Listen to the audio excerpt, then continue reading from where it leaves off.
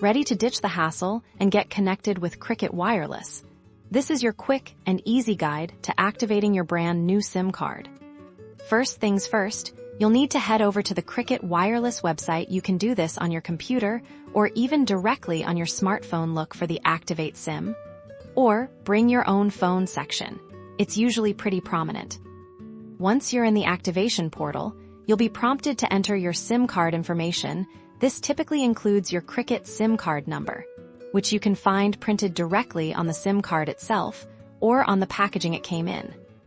If you're bringing your own phone, make sure your Cricket Wireless SIM card is properly inserted into your device's SIM tray. Consult your phone's manual if you're unsure about its location.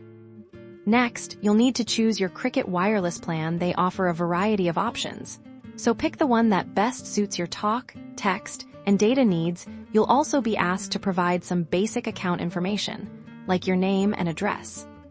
After selecting your plan and filling out your details, you'll proceed to the payment section. Enter your payment information to complete the process. Cricket is known for its affordable and straightforward pricing.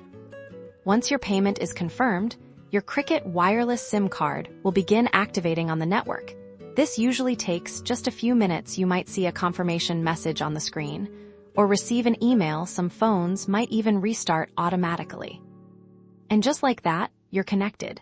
You should now have full access to Cricket Wireless service. Enjoy your new service and the freedom to stay in touch.